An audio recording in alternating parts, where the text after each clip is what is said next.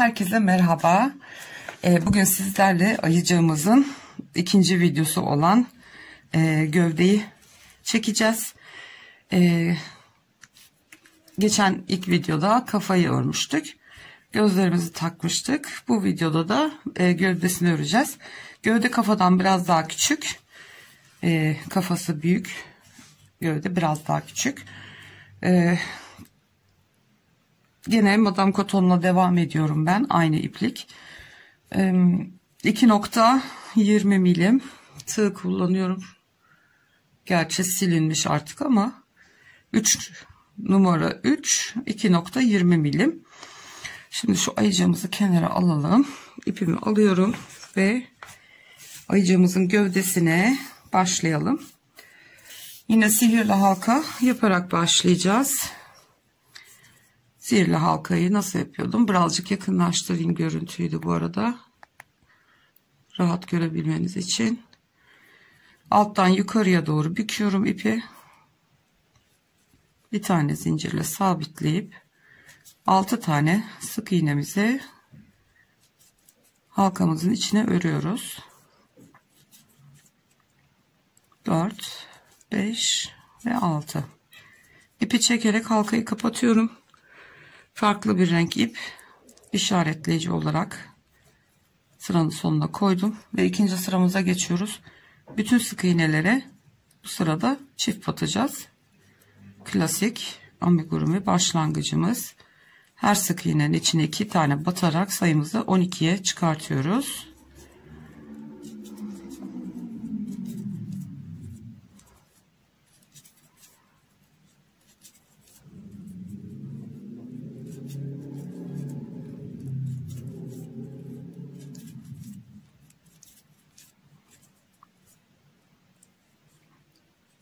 Evet, sayalım. 2, 4, 6, 8, 10, 12.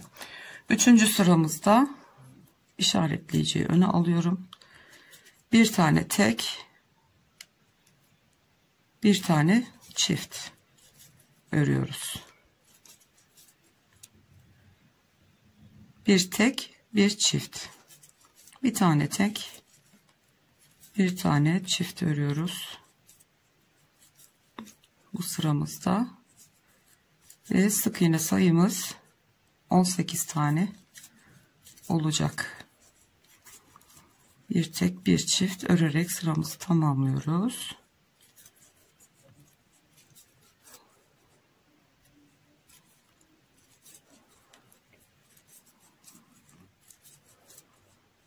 Ve sonuncusunu yapıyorum. Ve sıra sonunda 18 tane sık iğnemiz oluştu. İşaretleyiciyi arkaya alıyorum. Bu sırada dördüncü sıramızda bir tek, iki tek, bir çift öreceğiz. 2 tane tek, bir çift ördüm. 2 tek, bir çift.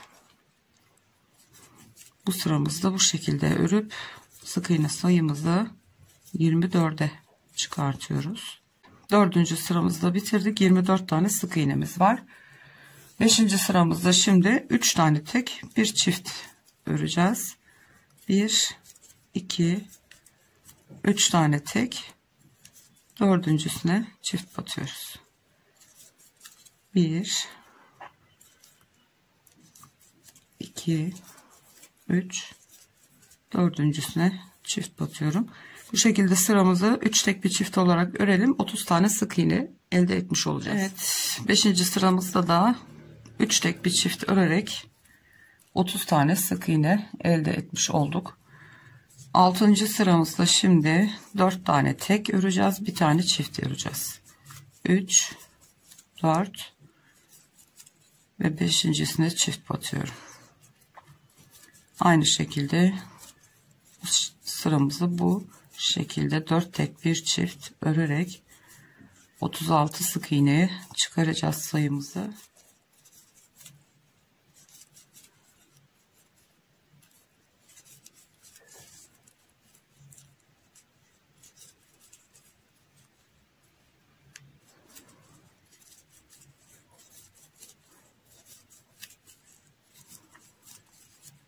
tane tek, bir tane çift örüyoruz. Gördüğünüz gibi arttırmalar 2 ördüklerimiz burada.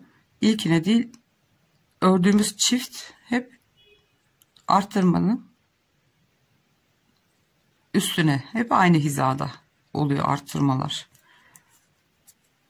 Bakın şurada çift ördüklerimiz hep üstüne, üst üste denk geliyor.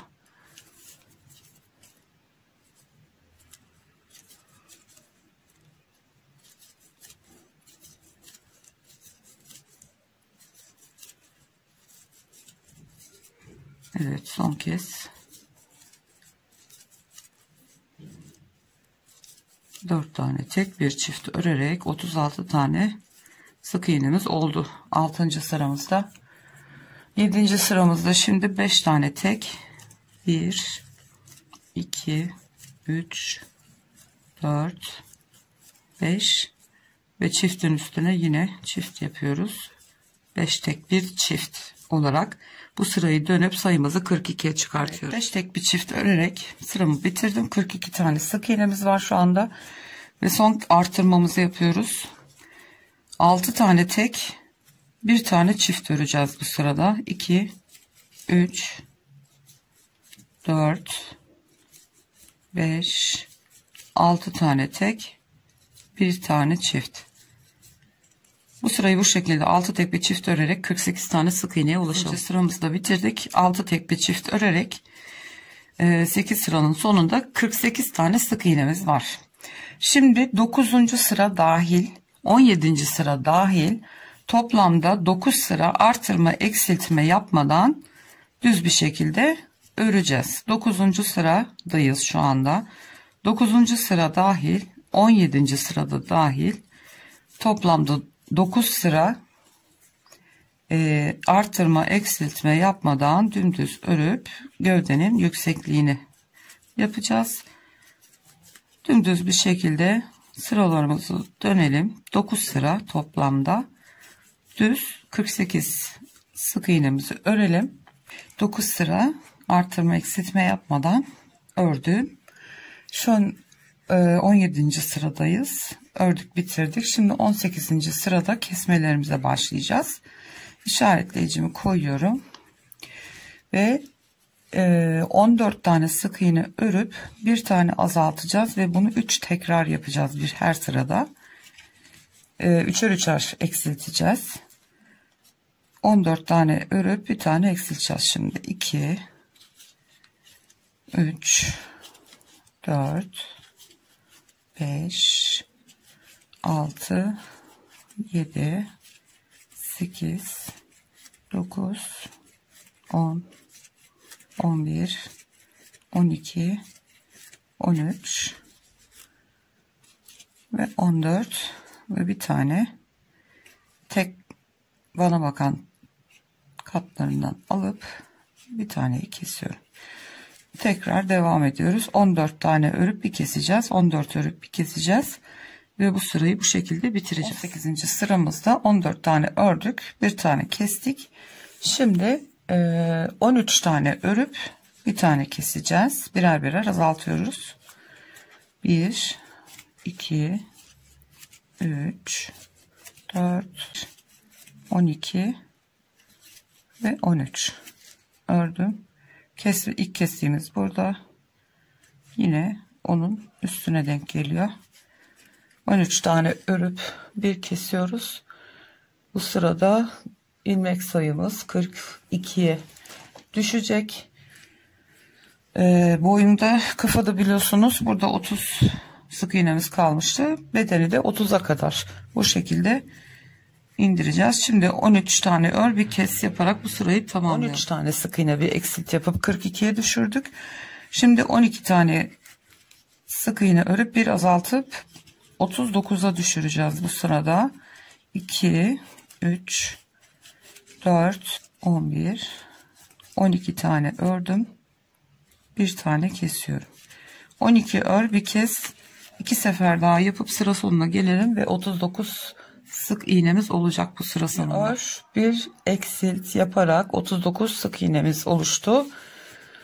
20. sıramızda. Şimdi 21. sıramızda 11 tane örüp bir tane azaltıp 36'ya düşüreceğiz. 1 2 3 4 5 6 7 8 9 10 11 tane örüyorum. Kesme yerimiz burası belli zaten. Hemen üstüne denk geliyor.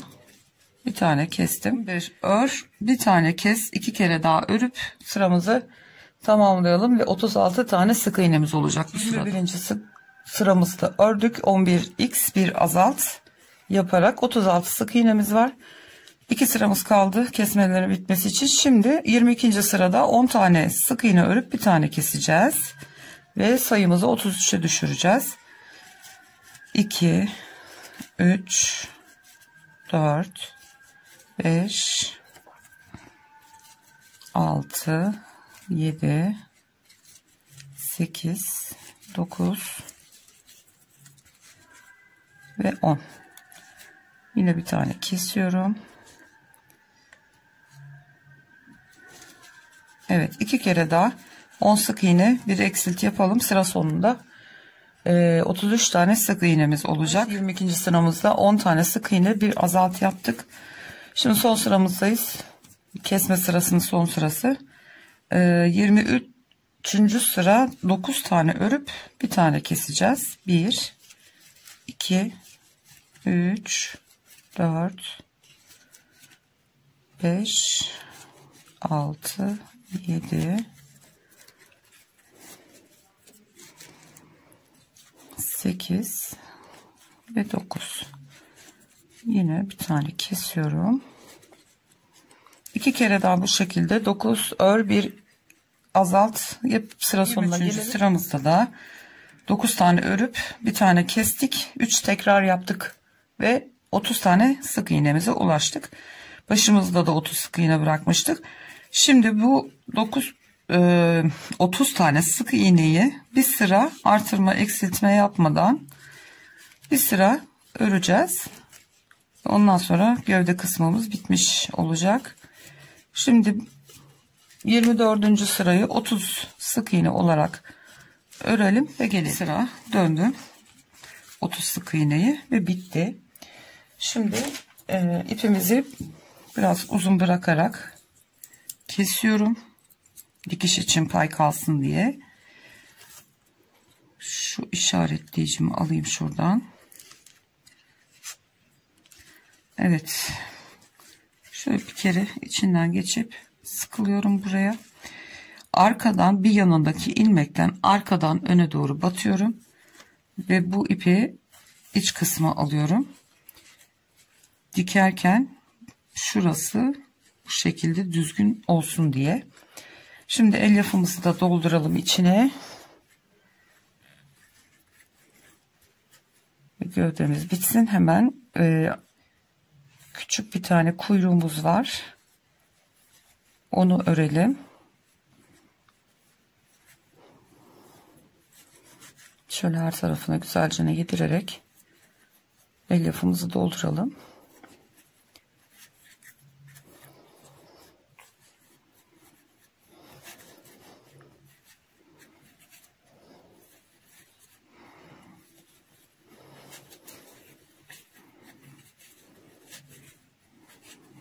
Evet.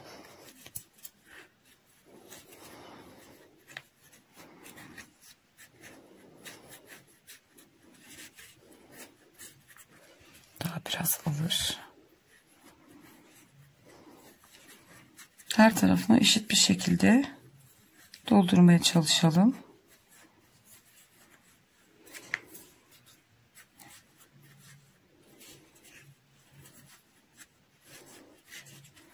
Şimdi dikerken kontrol edeceğiz zaten, boşluk varsa boyunla gövdeyi birleştirirken kapatmadan tam birazcık daha takviye yapacağız içine ki kafa sallanmasın.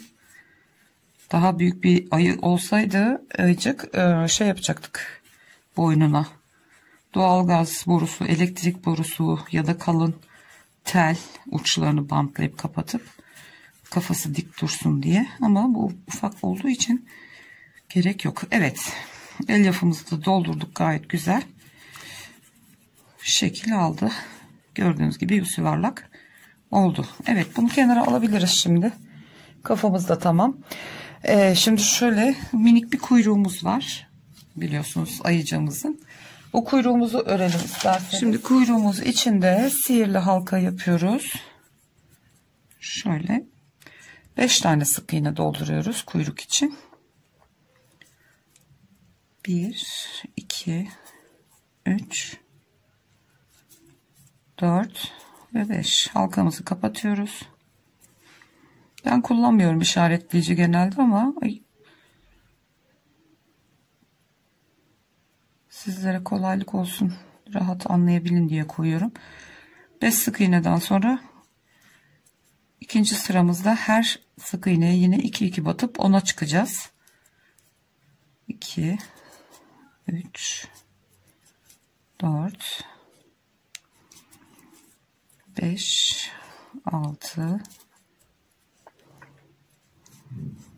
7, 8, 9 ve 10.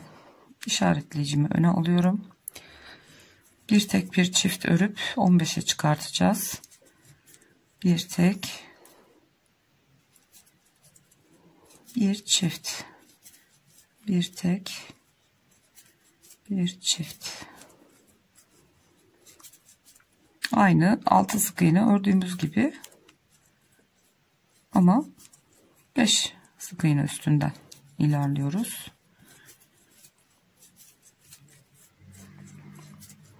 Bir tek, bir çift.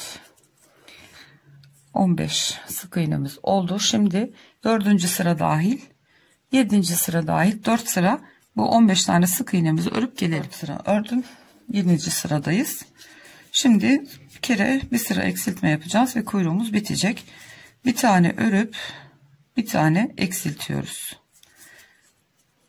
Tekrar azaltmış olacağız ilmeklerimizi 10'a. Bir tane örüyoruz, bir tane eksiltiyoruz.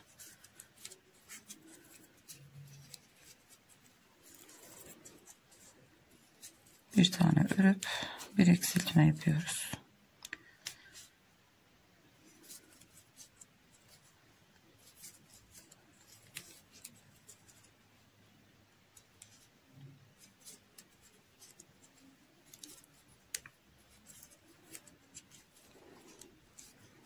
Evet, son kesmemi de yapıyorum.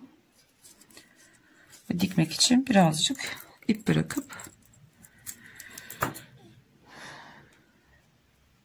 şunu çıkartayım. Yine bir zincir çekip kapatıyorum. Ben her zaman bunu bir yan ilmeğinden içeri alıyorum. Dikerken belli olmuyor böyle olduğu zaman. Evet, kuyruğumuzu da ördük. Şimdi dilerseniz kulağını da örelim hemen. O da çok kolay. Sihirli halka yaparak başlıyoruz kulağımıza. Ve 6 tane sık iğne dolduruyoruz hemen içine. 1, 2, 3, 4, 5 ve 6. Halkayı kapatıyorum. İkinci sıramızda hepsine çift batıyoruz yine. 12'ye çıkartıyoruz. 1, 2, 3, 4, 5, 6, 7, 8, 9, 10, 11 ve 12. İkinci sıramızı bitirdik. Üçüncü sıramızda bir ör bir arttır. Bir tane sık iğne örüyoruz. Bir tane arttırıyoruz. Bir tek bir çift örerek 18'e çıkıyoruz. bir tek, bir çift, bir tek, bir çift, bir tek, bir çift, bir tek, bir çift. Şu anda 18 tane sık iğnemiz var. Evet, dördüncü sıramızda 2 tek bir çift öreceğiz. 1 2 tek, bir çift, 24 sık iğneye çıkmış olacağız.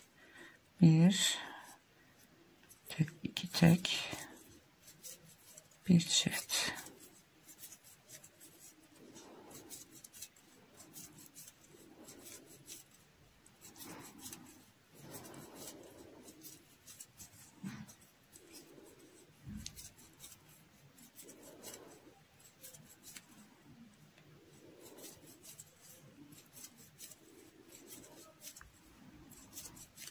Evet, bu sıramız da bitti. 24 sık iğnemiz var şimdi. 5. sıra dahil, 8. sıra dahil 4 sıra 24 sık iğneyi 4 sıra örüp geliyor. Evet, 4 sıra ördüm ben. 24 tane sık iğnemiz. Şimdi işaretleyici çıkartıyoruz. Şöyle kulağımızı ikiye katlıyoruz. Örerek birleştireceğiz burasını sık iğne ile. Bu şekilde dikmesi daha rahat oluyor. Evet, son ördüğümüz sık iğne tam kenarda. Şimdi bir sonrakinden ve tam karşısındakinden batarak sık iğne ile karşılıklı sık iğneleri alarak örerek tamamlıyoruz burayı. Karşılıklı batıyoruz ve sık iğne örerek kapatıyoruz kulağımızı.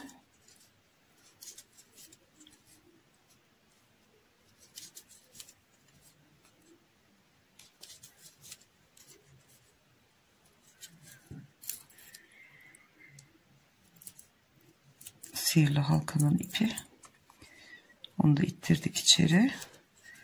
Bu şekilde karşılıklı batarak sonuncusunu da yapalım şuraya.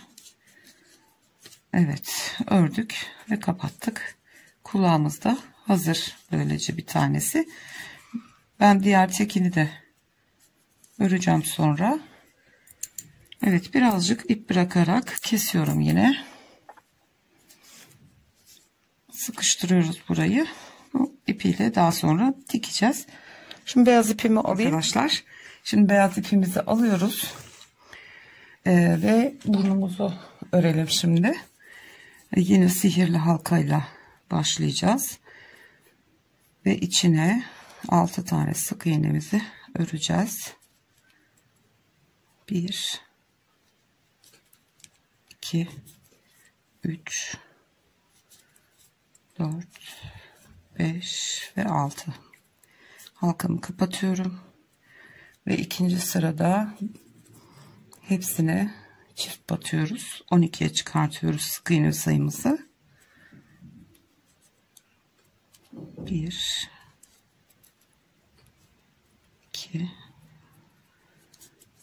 her sık iğneye 2 tane batarak 12 tane sık iğne elde edeceğiz.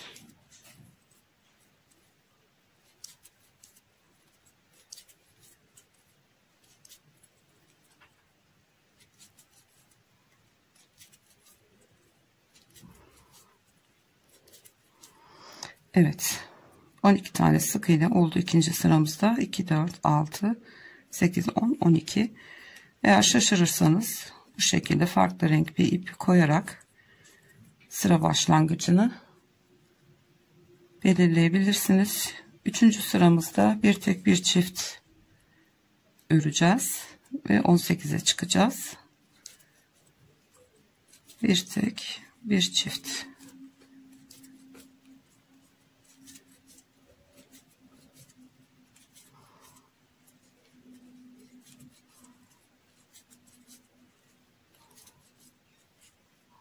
Şu halkamın ortasını kapatayım. Kapatayım iyice.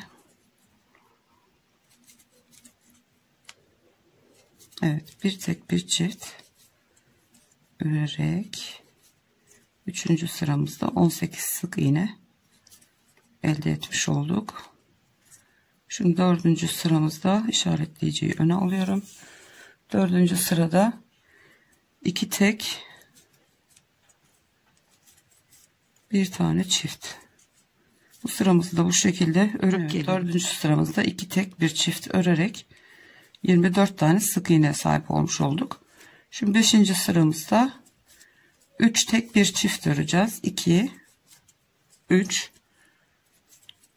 ve 4.'süne çift batıyoruz. 3 tek bir çift örerek bu sıramızı tamamlayalım. Sıramızda 3 tek bir çift örerek 30 tane sık iğnemiz oldu. Şimdi 6. sıramızda 4 tane tek bir tane çift öreceğiz. 1 2 3 4 tane tek ördüm. Bir tane çift ördüm. 4 tek bir çift örerek bu sıramızı tamamlayalım. Ve 36 tane sık iğnemiz olacak bu sıra sonunda. Evet, 6. sıramızda da 4 tek bir çift örerek 36 tane sık iğnemiz oldu. Şimdi 7. sıramızda 5 tek bir çift örerek 42 sık iğneye ulaşacağız. 1 2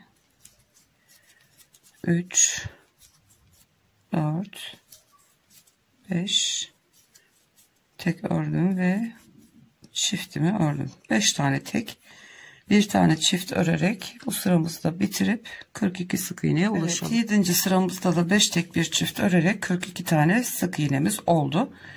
Şimdi 8. sırada hiç arttırma yapmadan sadece bir sıra 42 tane sık iğneyi örelim. Evet arkadaşlar, bir sırada 42 sık iğneyi ördüm. Şimdi işaretleyiciyi çıkartıyorum. Bununla işim bitti. İpi biraz uzun bırakarak keseceğim. Dikiş için gerekecek. Yine bir tane zincir çekerek ipi içinden geçiriyorum.